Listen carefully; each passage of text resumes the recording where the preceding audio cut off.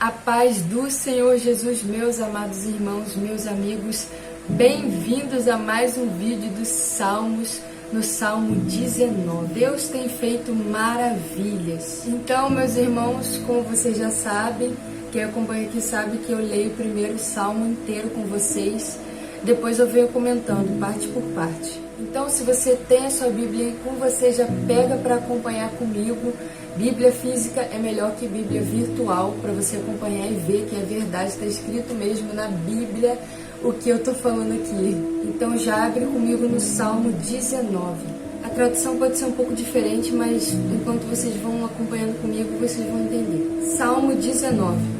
A excelência da criação e da palavra de Deus. Versículo 1. Os céus proclamam a glória de Deus, e o firmamento anuncia as obras das suas mãos.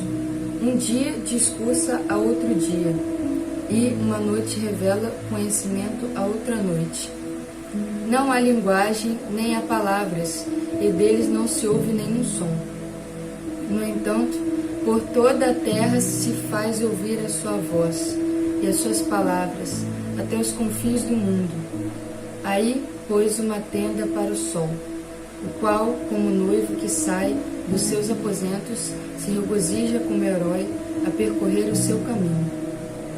Principia numa extremidade dos céus, e até a outra vai o seu percurso, e nada refoge o seu calor.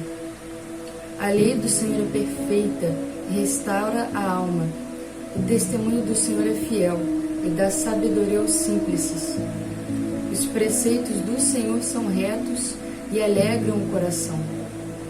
O mandamento do Senhor é puro e ilumina os olhos.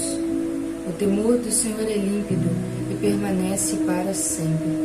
Os juízos do Senhor são verdadeiros e todos igualmente justos. São mais desejáveis do que ouro, mais do que muito ouro depurado, e são mais doces do que o mel e o destilar dos favos. Além disso, por eles se admoesta o teu servo, em os guardar a grande recompensa. Quem há que possa discernir as próprias faltas? Absolve-me das que me são ocultas. Também da soberba guarda o teu servo, que ela não me domine. Então serei irrepreensível e ficarei livre de grandes transgressões. As palavras dos meus lábios e o meditar do meu coração sejam agradáveis na tua presença, Senhor, rocha minha e redentor meu. Irmãos, eu já queria começar comentando com vocês o versículo 2. Um dia discursa outro dia, e uma noite revela conhecimento a outra noite. Eu fiquei meditando nesse versículo, e o Senhor me lembrou da passagem de Jó 35:10, que está escrito: Mas ninguém diz, onde está Deus que me fez, que inspira canções de louvor durante a noite. E isso me levou a refletir que nós devemos sempre ter esse contato com o Senhor. Em Gênesis fala que na viração do dia o Senhor ia se encontrar com o homem. Então esse período da noite é muito especial, tanto aos nossos olhos quanto aos olhos do Senhor. É o período que nós nos deparamos com o silêncio da casa, é o período que nós refletimos mais sobre a nossa vida e sobre o que aconteceu durante o nosso dia. É o período que nós mais ficamos em silêncio e ouvimos mais a nossa mente e a voz do Senhor. Então, nós temos que sempre nos lembrar de, na madrugada e na noite, nos encontrarmos com o Senhor, porque esse era o princípio das coisas, né? Lá no jardim o Senhor se encontrava com o homem na viração do dia. Então temos que sempre buscar na madrugada ou na noite, buscar a presença do Senhor. Porque às vezes, irmãos, nós nos deparamos com frieza espiritual e nos perguntamos por que nós não temos mais vontade de ler a Bíblia, por que não temos vontade de orar, porque não sentimos mais a presença de Deus como sentíamos antes. Mas às vezes o Espírito Santo de Deus coloca no nosso coração para nós fazermos um propósito na madrugada, 3 horas da manhã, ou o horário que seja. Mas Deus pede para nós orarmos mais de madrugada e nós não conseguimos. Nós não fazemos, não nos esforçamos. Então a culpa é nossa e não do Senhor. Quando Deus coloca um propósito no nosso coração, nós devemos fazer, porque certamente isso vai nos livrar de friezas espirituais e de ataques espirituais. Devemos estar preparados. Então, nada que o Senhor coloca no nosso coração e nos confirma e nos fala, nada que o Senhor nos fala para fazer é em vão. O próximo versículo que eu queria comentar é o versículo 4. No entanto, por toda a terra se faz ouvir a sua voz e as suas palavras até os confins do mundo. E está escrito no versículo anterior: não há linguagem nem a palavra, e deles não se ouve nenhum som. No entanto, por toda a terra se faz ouvir a sua voz. Ou seja, a natureza. Nós estamos percebendo nesses últimos tempos que a natureza tem gritado e pedido socorro para Deus e se desregulado por causa da corrupção e da poluição do homem, né? O homem acabou com o planeta. E Deus está falando muito através da natureza de que esses são os últimos tempos. Porque pensa comigo, meus irmãos, se Jesus não volta e nós ficamos nesse planeta Terra, será que nós iríamos continuar vivos com tudo que está acontecendo?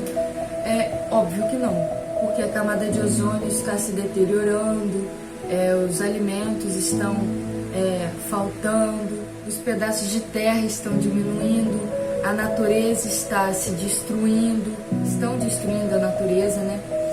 E o ar cada vez mais poluído, o espaço cada vez mais pequeno, a saúde cada vez mais precária, os recursos cada vez menores, como a água, a comida, a matéria-prima das coisas. Então, esse mundo está indo em direção ao fim. E a natureza está cada vez mais descontrolada, anunciando que o rei voltará, anunciando que esse mundo é temporário. O próximo versículo que eu queria comentar com os irmãos é o versículo 12. Quem há que possa discernir as próprias faltas? Absolve-me das que me são ocultas. Na verdade, meus irmãos, eu tenho até um temor de pensar nos pecados ocultos, né, que a gente comete, não intencionalmente, mas que ainda assim são pecados, como pecados que a igreja simplesmente ignora hoje em dia, como a preguiça, a gula. São coisas que não são muito faladas nas igrejas. Normalmente pregam sobre outras coisas, né, e deixam de falar sobre essas coisas. Não nos atentamos que coisas pequenas como essas são pecado no nosso dia a dia. Gastamos tempo em outras coisas que não são proveitosas durante o nosso dia e nós reclamamos do que nós colhemos depois. Ou seja, nós plantamos preguiça e não colhemos nada, ou colhemos ansiedade, depressão, essas coisas ruins, e depois reclamamos. Quando o Senhor nos ensina a não dar lugar à preguiça. E isso é um versículo que me chama muita atenção, porque eu fico assustada com as pessoas que escandalizam o evangelho hoje em dia. Sabe, pessoas que já foram cristãs, mas se desviaram, como um cantor, o Kleber, Lucas, eu acho, alguma coisa assim. Como uma pastora que é pastora de uma igreja que aceita a comunidade LGBT, acho que é Lana Holder o nome dela, como a Priscila Alcântara, enfim, essas pessoas que, assim como muitas outras, afirmam não ter abandonado a fé, mas agem contrário à palavra. Eles aderem a coisas que a palavra de Deus não aprovam. E vendo o passado dessas pessoas, meus irmãos, vocês conseguem perceber que eles eram realmente entregues a Deus, sabe? Que o Espírito Santo estava neles. É muito estranho isso. Eu até fiz um vídeo recentemente falando sobre isso, do quão nós temos a necessidade de sempre depender de Deus, do quanto a gente não tem controle, sabe, sobre as coisas que acontecem se nós não estamos verdadeiramente próximo de Deus, em um relacionamento íntimo com Deus. Então nós sempre temos que ter cuidado para não cairmos. Está escrito na palavra de Deus. Em 1 Coríntios 10, 12 está escrito: aquele que está de pé, cuide para que não caia. Então nós sempre temos que lutar para ter essa presença de Deus e lutar para que a soberba não venha nos atingir, como está escrito no versículo 13. Também da soberba guarda o teu servo, que ela não me domine. Então eu serei irrepreensível e ficarei livre de grande transgressão. Então é sobre isso que a palavra de Deus diz aqui. Essas pessoas que eram no princípio do Evangelho, realmente entregues a Deus. Também tem uma frase que diz: não importa se você começa bem, mas se você termina bem. Então eles foram dominados pelo desejo do próprio coração. E em Jeremias 17 está escrito: enganoso o coração mais do que todas as coisas e tremendamente corrupto. Só Deus conhece o coração do homem. Então temos que ter cuidado e sempre orar para Deus afastar toda soberba, toda a conclusão errada, raciocínio, filosofia que a nossa mente conclui por si mesma, sabe? Eu sempre oro para Deus me livrar de todo raciocínio enganoso da minha mente, todo sofisma, porque a nossa carne, se nós formos por ela, nós caímos. E terrível coisa é cair da presença de Deus. Terrível coisa também é você achar que está agradando a Deus num caminho enganoso, achar que está indo pelos caminhos celestiais, mas está indo direto para o inferno. Não podemos confiar na nossa carne, não podemos confiar no nosso coração. Então temos que sempre nos sujeitar a Deus e pedir para Ele afastar de nós a soberba e todo esse desejo da carne de querer seguir os próprios caminhos e submeter a palavra de Deus a nós e a nossos desejos, em vez de nos submeter a ela. Então isso é puro engano. Por isso que vigiar está antes de orar, escrito na palavra de Deus. Devemos sempre vigiar para não cairmos. Eu não confio no meu coração, na minha mente. Se não for o Espírito Santo de Deus me guiando, eu sei que caminhos bons eu não vou conseguir trilhar. E eu não quero, meus irmãos, cair, não sei vocês, eu não quero cair em caminho de engano. A pior coisa que tem é você achar que está certo e está errado. É muito frustrante. Então, nós temos que sempre nos sujeitar ao Senhor e pedir para o Espírito Santo nos guiar em tudo. Por isso que temos que orar por todas as áreas da nossa vida, para não cairmos em engano. Então, meus irmãos, fiquem com essa palavra. Cuidado para não cair em engano, sempre vigiar. E se Deus colocou um propósito no teu coração, como eu meditei com os irmãos no versículo 2, façam, meus irmãos, porque Deus quer livrar vocês, talvez até de uma queda, de um tombo da presença de Deus. E, meus irmãos, para sair da presença de Deus é fácil, difícil é você voltar. Eu sempre falo para o Espírito Santo que eu tenho medo de voltar para onde eu saí, sabe? Porque você às vezes tem uns pensamentos tão ilógicos e na tua cabeça faz sentido, como Deus é mau, assim, as pessoas estão passando fome, porque as pessoas estão sofrendo na pobreza, as crianças na África. E você acaba tendo esse sofisma na mente. Porque você, quando você tem esses pensamentos, você absolve o ser humano da própria culpa. Como se a maldade do mundo não fosse culpa das próprias pessoas, sabe? A desigualdade não fosse culpa das próprias pessoas e o inferno não existisse, sabe? Os demônios não existem e é tudo culpa do homem também. Então é o inferno e o homem juntos criando o mal nesse mundo.